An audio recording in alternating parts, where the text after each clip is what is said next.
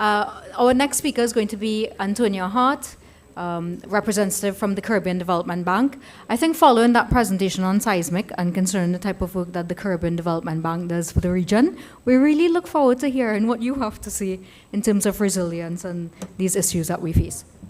So good day to everyone in the room.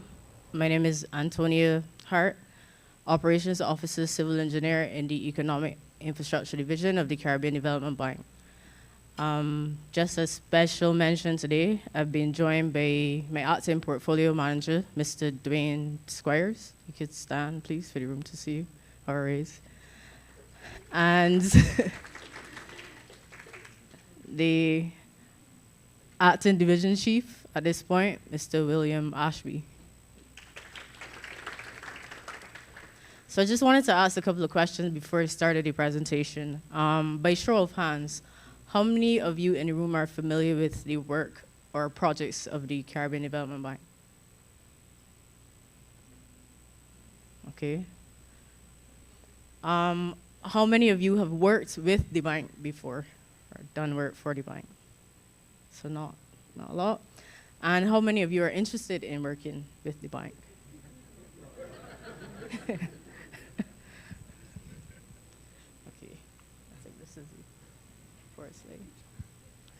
So just to say a bit about the bank itself. So the Caribbean Development Bank is a regional financial institution which was established by an agreement signed on October the 18th, 1969 in Kingston, Jamaica, and entered into force on January 26, 1970. So the bank came into existence for the purpose of contributing to the harmonious economic growth and development of the member countries of the Caribbean, and promoting economic cooperation and integration among them, having special and urgent regard to the needs of the less developed members of the region. The mission of the bank is reducing poverty and transforming lives through sustainable, resilient, and inclusive development.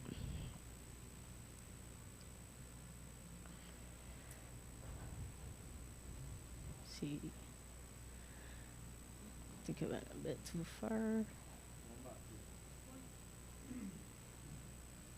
Yeah, just to give an overview, I'll look at the strategic objectives and the corporate priorities. Also, just have a look at the cross-cutting themes of the bank. We'll go into financing and the main project types. We'll also look at procurement and the need for consultants, resources and opportunities, and then common pitfalls. And if there is time, which I'm kind of hoping that they don't have that much time, I'll take a few questions. But if I can't answer the questions, then we'll go to Dwayne and William. To let them know. So, if you had to look just for a definition of resilience, a simple kind of internet search, it will indicate that it's the ability to recover quickly from difficulties or adapt to challenging situations. Again, by show of hands, how many of you in the room think that we are resilient as a region? So that's interesting because I don't think anybody, well, actually, I have one hand in the room. So for most of us in the room, it would be a resounding no. And we are trained, but we have a lot of work to do in terms of building resilience in the region. And just to say from the perspective of the CDB, I'll be presenting what we look at in terms of resilience, kind of like holistically, and where we want to see the region go, which is where we provide the help that we essentially provide.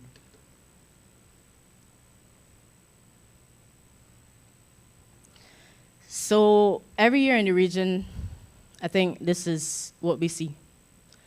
We see significant damage to infrastructure, roads, buildings, bridges, loss of roofs and the housing stock, decimation of livelihoods and industries, especially fishing and agriculture.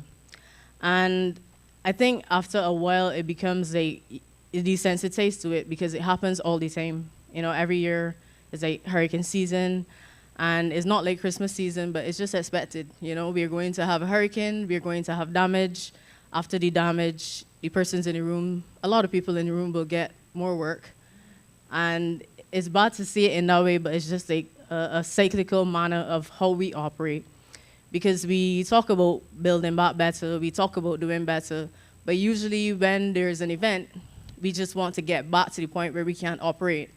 And the ideas of doing better, because we haven't done, I would say, the fundamental planning, it kind of goes out the window when we want to get back to the point where we can operate. So we don't implement the things that we actually want to implement. So it happens over and over again. This is kind of what it feels like to me. And I'm not sure if all of you are readers of kind of Greek mythology, but for anybody in the room who's this person, right, Sisyphus, and is what we would say is the punishment of rolling the boulder up the hill. As it gets close to the top, it rolls back down again, and we continue to do the same thing. We continue to put in the efforts. We continue to basically use the resources to get to where we need to be. And then we get actual hits again, or we get some kind of event, and we are back to the start again. So this task is like repeated for eternity, a never-ending kind of futile effort, most likely because we have not learned the lessons that we are supposed to learn as good as we think we know. So from the bank's perspective, in terms of resilience, we look at 5 kind of key themes: social resilience, production resilience, environmental resilience, financial resilience, and then institutional resilience. And I will look at these just in turn to say essentially what they are. So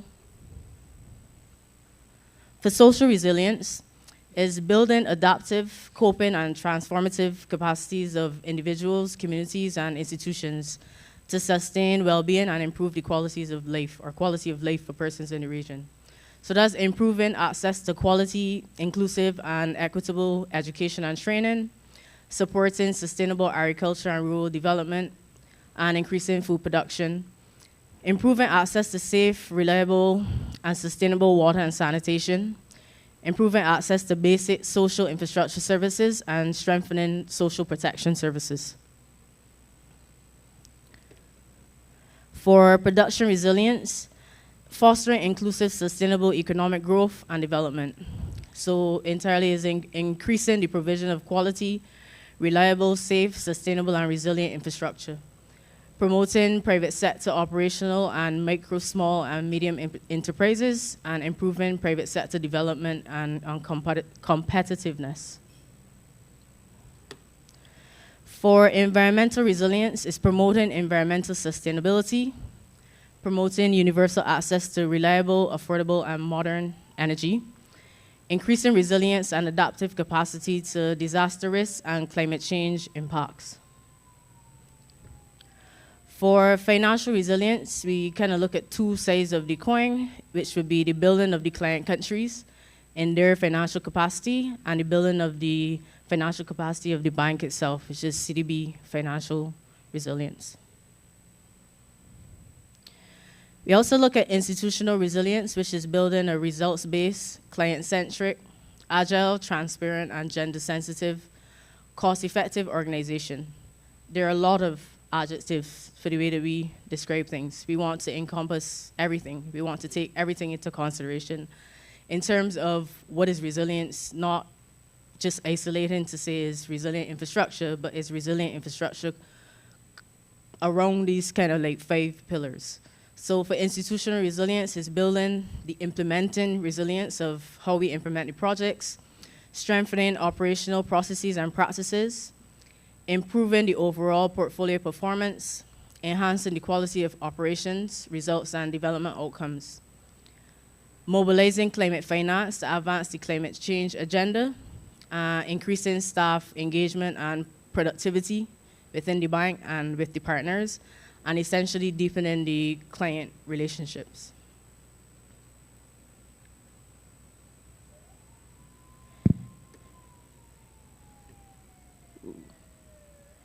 But we also want to consider the cross-cutting themes.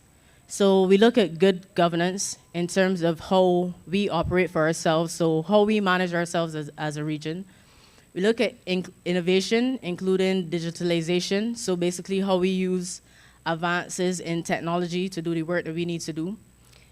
Enhancing economic integration and deepening cooperation, so how we relate to each other, and then promoting gender equality which is how we value each other just based on gender mainstreaming of projects and how we consider that across our projects.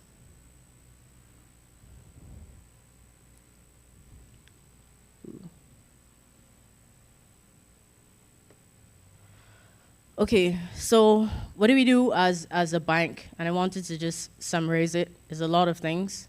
I myself don't know everything, but just to look at these infographics. We develop and help to implement and fund projects. So we work alongside the governments of the regions primarily to help them achieve their goals and their objectives. Most of the times we are in alignment with the overarching kind of country strategy plan or CDB's development plan.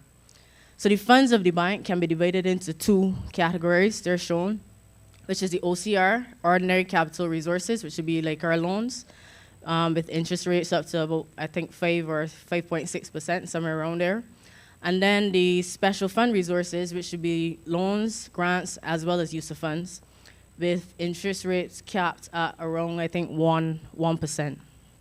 So just to say here today, the participation of the professionals and some of the student members in the room at this conference was facilitated by CDB's use of funds and primarily for building regional capacity. So we wish to see the advancement of our people at the decision-making level, which is the highest level, but also to engage with students and the next generation. So we are proud to have contributed to the instructee community at this conference, as well as past conferences, and hopefully for the future endeavors. Our contribution to the region has like the widest reach through capital investments, which would be our large projects, and also through technical assistance projects, which are fundamentally the two types of projects that we look at. And they're spread across the client countries of the bank. I don't think I'll read all of the lists there, but essentially we have 19 borrowing member countries, which should be shown as the countries across the region. We have 9 non-borrowing member countries who would be interested in, well, not interested in, has the vote of interest in the bank, but also providing funding through like donors to the bank. And I just listed there some other partners and stakeholders, in some cases even competitors in the field, in the space that we're in. So that's the Asian Development Bank, African Development Bank. You have CAF. I think Trinidad just signed like a huge loan with CAF, the Development Bank of Latin America and the Caribbean. We have European Investment Bank, European Union, everybody knows IDB, World Bank, and the International Finance Corporation. So these are people within the space alongside CDB, wanting to do projects in the region, wanting to offer funding, and basically want to help to contribute towards the goals of the region itself. So where do we come in? And when I say we, I mean like the persons within the room, the needs for consultants. Across the countries and the partners, we need skilled people as consultants. The bank itself does not own any project. A lot of people say it's CDB's project, but really it's the project of the country. Like the countries own their project. So help is needed from professionals like us in the room to undertake the tasks and to help execute those projects. So government procurement plays a significant role in the Caribbean economy, accounting for a large part of the region's GDP. Improving the procurement processes can help make better use of the limited resources that we have, stimulate growth in the private sector, and support the development of stronger and more inclusive economies. Essentially, what we need for procurement would be goods, works, non-consultancy services, and then consultancies. And based on that, we would need to have suppliers of goods, contractors to carry out those works, service providers to provide these services, and professionals at all levels to do the consultancy services that we are looking for. From 2017 to 2023, the CDB funded over $1 billion in procurement for projects with over 750 contracts. And I'm not sure if everybody in the room will be aware of it, but there's a lot of information available on our website in terms of this breakdown. So I'll go a little bit in detail.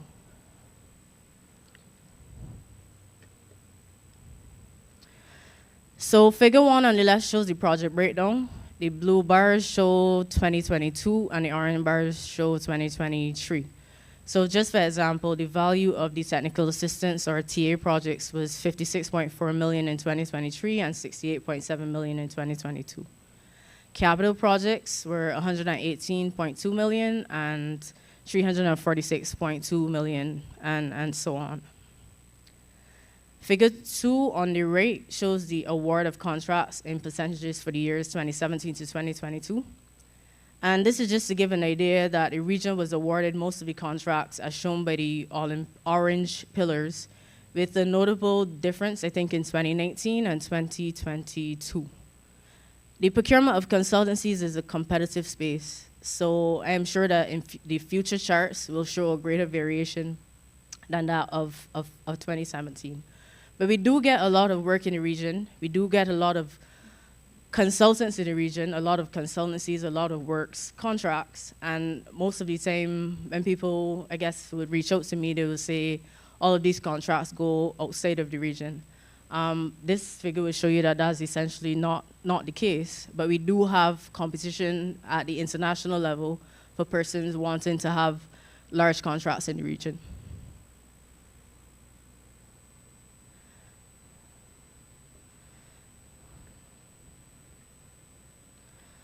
So the resources and opportunities. The bank offers many resources to help build capacity. There are many publications on the work of the bank or the work that the bank has done and continues to do in the region. So on the top left with the orange border barcode, this is the bank's website. So if you do have a phone, you could just take it out and scan and you'll see the bank's website. The blue border shows the resources of the bank, a library of resources that the bank has on its website. Ooh. Sorry. The red border would be procurement notices, procurement that will come out in the region. If anybody's interested in that, you'll be able to see when procurement notices come out. I think that they are available or they change, renew themselves every Monday. And the green border area just shows the procurement fair article that was undertaken by the PPU, I think, in addition to IDB and the OACS, where they wanted to make people aware of what was happening in the region, the opportunities in the region, and what they could do basically to improve themselves to get some essentially work in the region. Some of you in the room, I think people that would have been to UE with me, you may know Amoy Romeo from she's now with the Tobago House of Representatives. And there's a Miss Melissa Ram Kumar Singh of the Office of Procurement Regulation. They were both awarded scholarships through CDB to undertake the International Masters in Public Procurement Management, a degree program at the Tor Vergata University in Rome for the 2024 to 2025 intake. So essentially, CDB wants to look at the development of our people to help build capacity in our region, which should lead to improved knowledge towards building our resilience.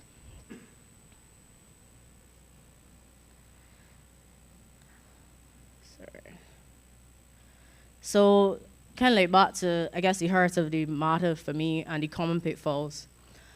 I think that this is how engineers see projects. And I specify engineers as the persons in the room, and also because I am one, and I think that I could take a dig at myself if I need to, and not drag the other disciplines. So when we look at a project, I think gender is seen as a minor component.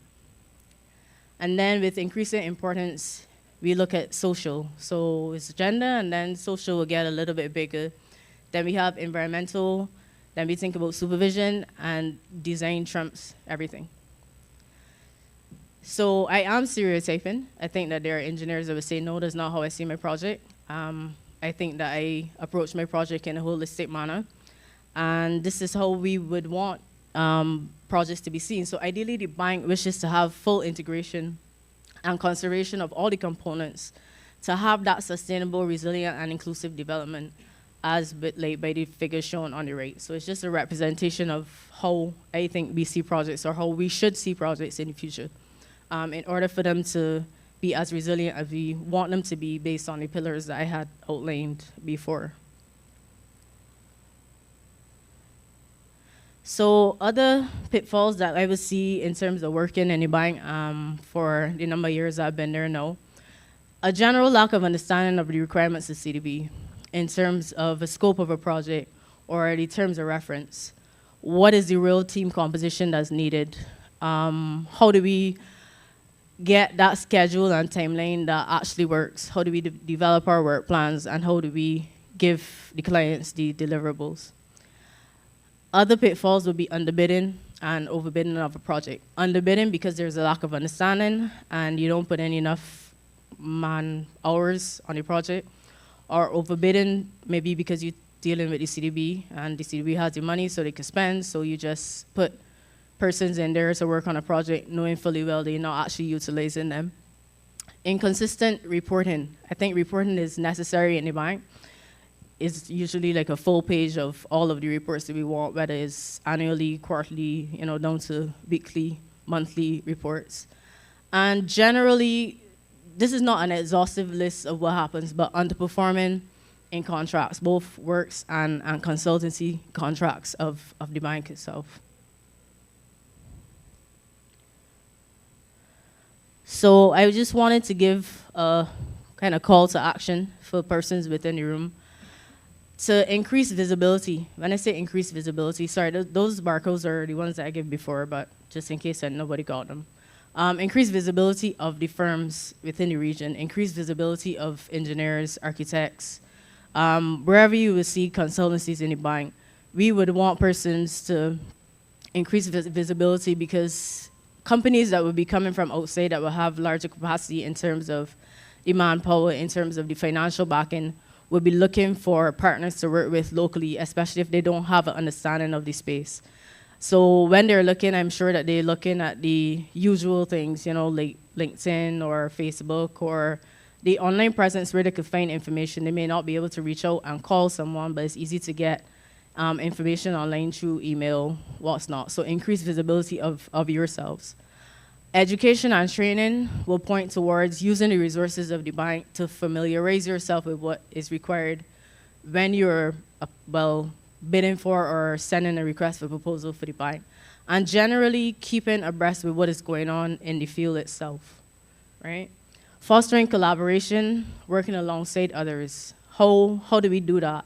You may not be able to get an entire project, but you would be able to work as a sub-consultant to a project. And I guess in my thinking is like a small piece of something is better than a large part of nothing. So if you're going to come to bid on a project and you know you don't have the capacity, you know that you possibly wouldn't be able to get that project, you could work alongside somebody who's larger to have that understanding, to basically get the experience that in the future you will be able to do it for yourselves.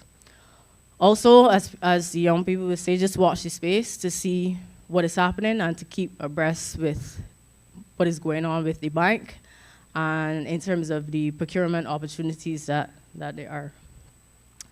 And with that, I want to say thank you.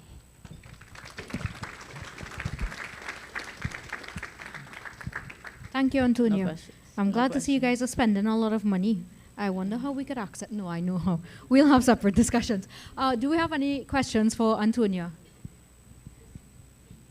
No questions, right? Too afraid? Do you want to find out how you could access some of that money? How could we collaborate with the bank? Yes, yes. Our friend from BVI. Is the bank only focused towards different countries, or do you guys go into different businesses and so forth as well too? Primarily, the bank works with the governments of the different countries. The request to the bank usually comes through the Ministry of Finance, which should be our first point of contact. And if there are projects within the country that they would want the bank to do, I think requests would have to go to the Ministry of Finance for then the Ministry of Finance to come to us. We don't work directly, I guess, with partners. I think that is something that may be coming online or on stream in the bank, but essentially we go through the Ministry of Finance for the projects that the country would want. And William wants to speak. Thanks, Antonia. So just to also add, we are in the Economic Infrastructure Division, so most of our interaction is with the public sector. However, there's also a private sector division of the bank, and there are other areas that work actively with the private sector. At the moment, the bank's private sector portfolio is pretty small. Our overall portfolio of projects under implementation at the moment is about $2 billion US, but the private sector element of that is actually pretty small. However, we recognize that across the Caribbean, governments are fairly constrained with the resources that are available to them, and all of the multilaterals are really looking at leveraging the capacity of the private sector, particularly in the infrastructure space, to help the countries to advance with regard to infrastructure. So there's a lot happening there through partnerships with other multilaterals, with the commercial banking space, and so on.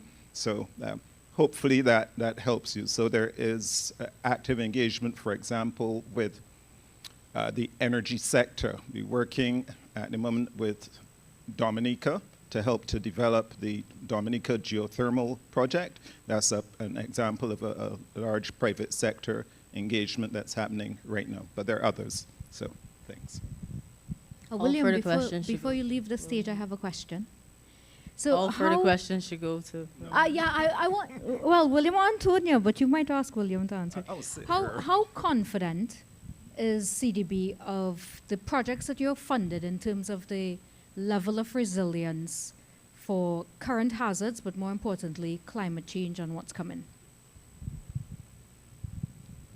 How confident? Yes. So I would say in terms of the projects that I've seen in the bank, and William will probably have a lot more institutional memory of projects. What we do when we have project design is we look at things like the climate risk vulnerability assessment, the ESA, so environmental assessment, gender, those same pillars. We try to have what we would call safeguards to ensure that it is considered within the design. So I think from that perspective, as part of the terms of reference that goes out to the consultants, as part of the work that the consultants would do, we should have full confidence that we have done what is necessary to prepare for, current hazards as well as the future. I wouldn't say for me, in terms of the 100%, you're sure that this is going to happen, because within the space itself of climate change and disaster risk is not 100%, guarantee of anything that's happening. It's all based on these stochastic models and probabilities. So from that perspective, I think that there's variation. But in terms of what we do as we put into appraisal and project design, I think we would be sure that we have considered those things. Thanks. So that's the optimistic response. And what I'll say is, so we do identify challenges, yeah? So I will not name particular projects, but they're constraints. So for example, a country might decide during the design of a road project where the consultants might recommend raising the elevation of the road a certain amount. The country might decide, well, we actually don't have, we don't want to expend that amount on this section of the road, so we're going to do this up to a certain level, and the rest we will perhaps take the consultant's advice.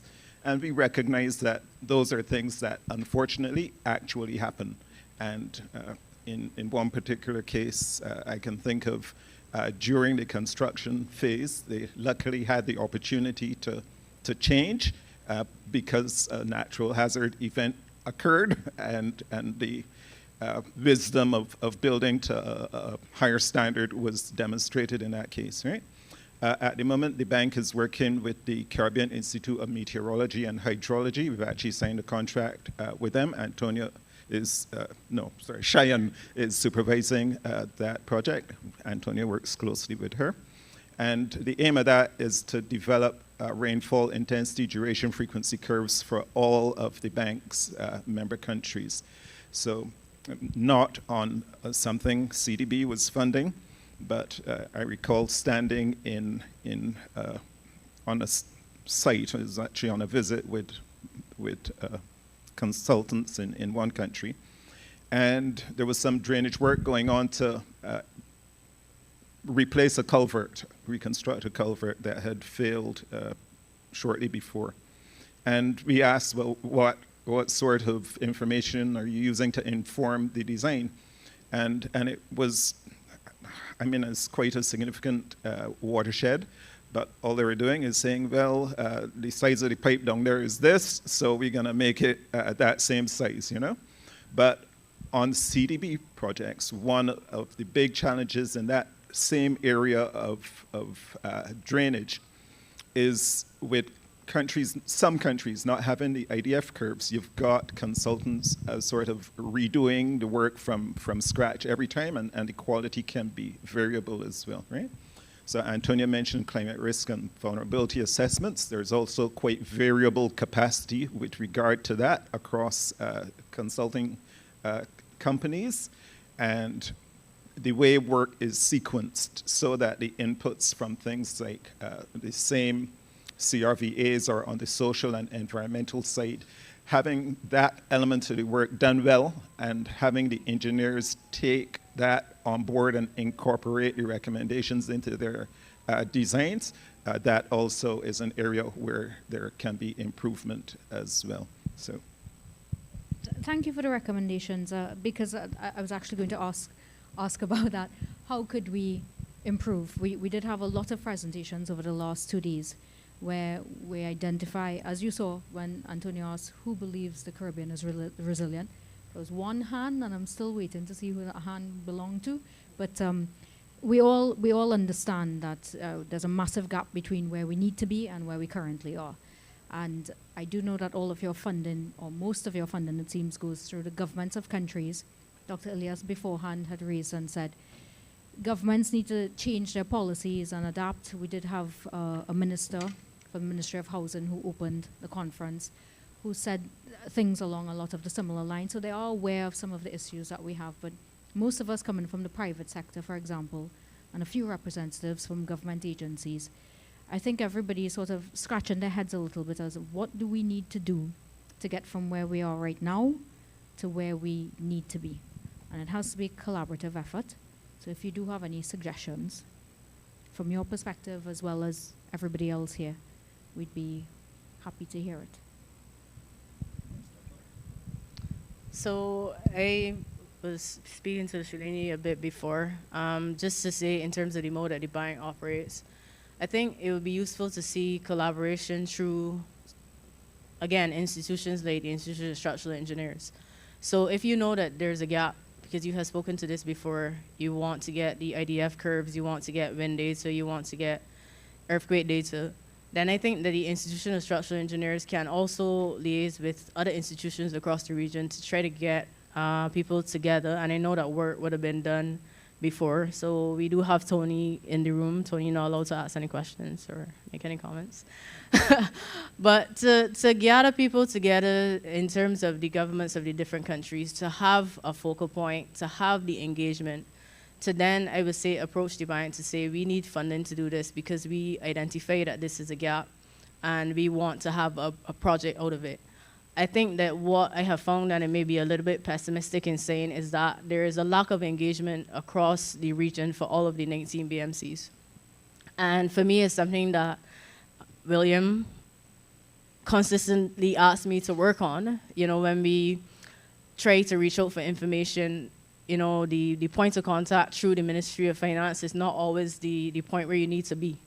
And the Ministry of Finance would pass on information to somebody else, but then somebody else is unaware of what is needed of them. So if we could get engagement at, yes, the highest level, which should be the Ministries of Finance, to approach the bank for the project, but also to identify in country who are the institutions that would actually contribute, who are the key stakeholders that will contribute to having a project like that before you approach the bank. Because for me, what it stops a lot of I guess, the pre-work, the feasibility work that will go into, do you actually want this request, and what is needed for this request? You know, what do you want the project to contain?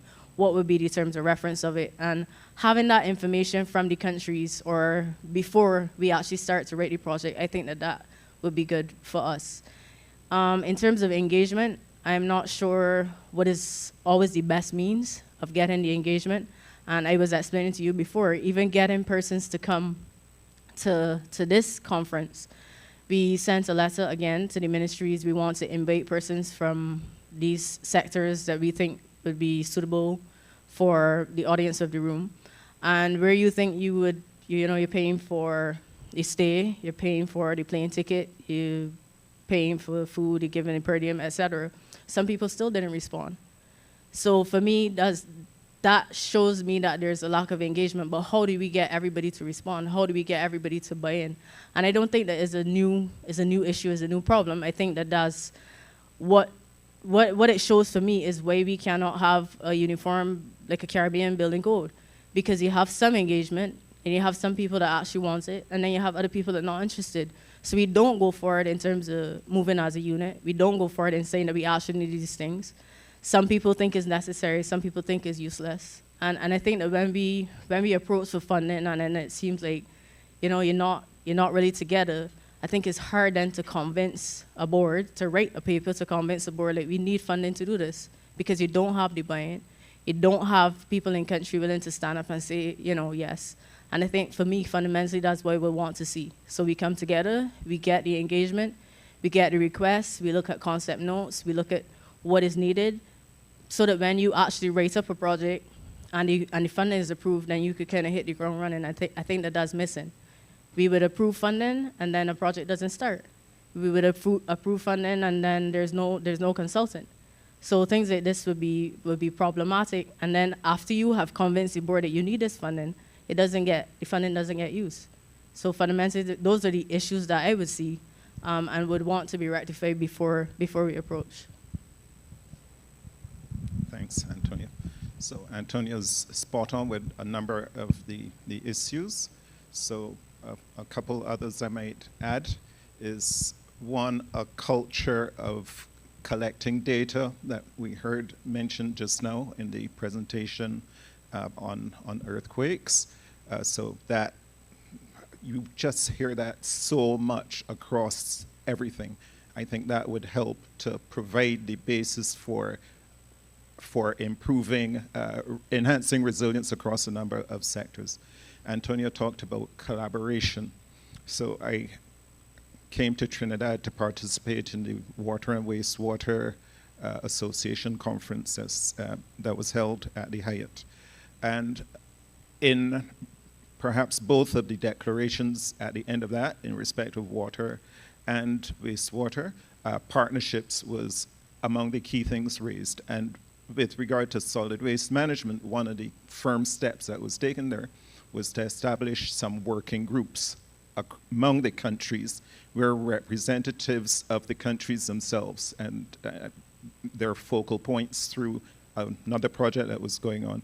So about 5 working groups were identified. They said we wanted about at least 5 people on each working group. And yeah, so having those persons from across the region in regular contact with one another, working on these particular thematic areas, will allow them to understand what's going on in the other countries, be able to share lessons, be able to look beyond the region to see good practices happening elsewhere, and to be able to mobilize other partners then to make those things happen in the region as well, through their linkages to the countries themselves, getting the political buy-in that's necessary to change some of these things.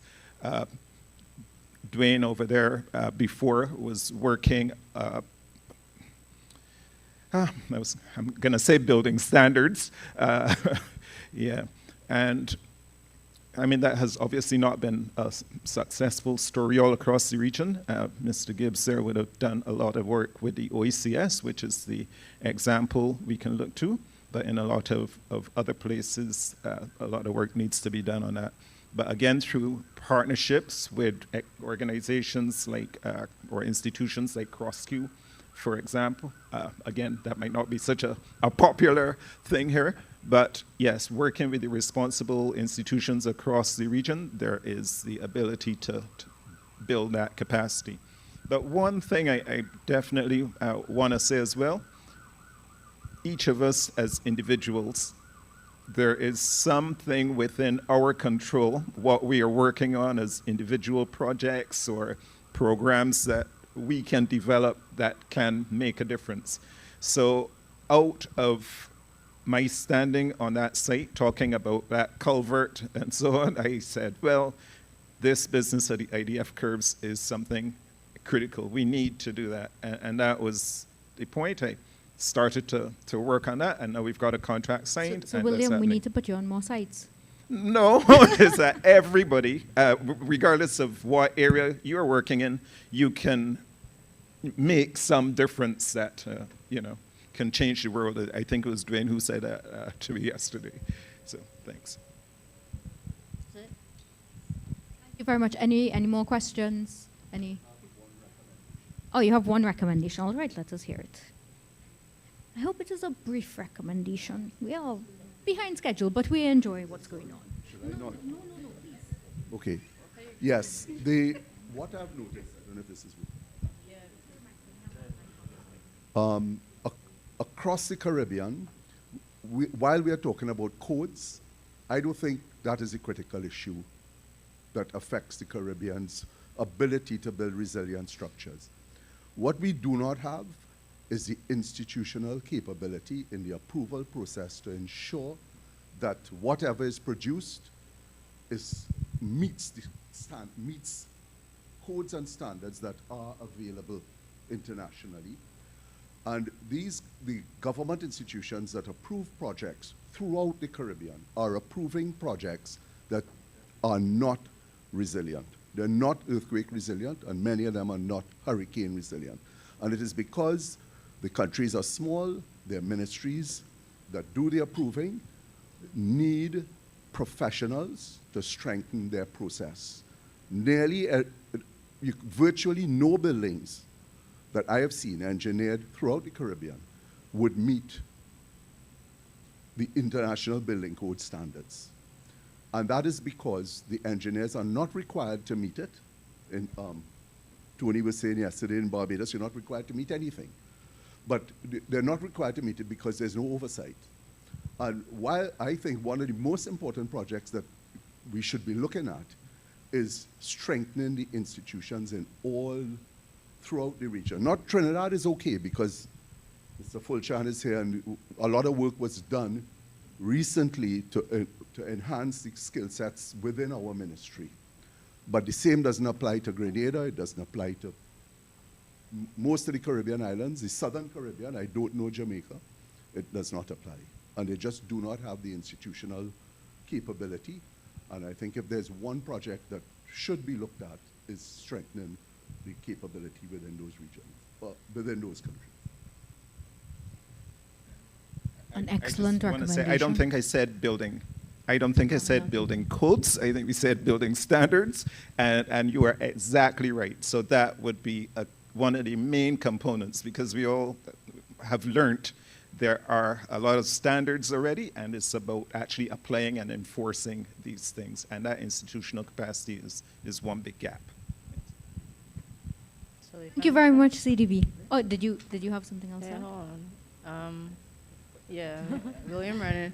So I was about to say that one of the projects that the bank is currently undertaking is something called the examination of implementation conditions across the BMCs. And what we wanted to do was to look at the barriers to implementation of projects. And one of the things coming out of that would have been the capacity of governments to actually implement CDB projects and other projects from other IFIs in the bank as well.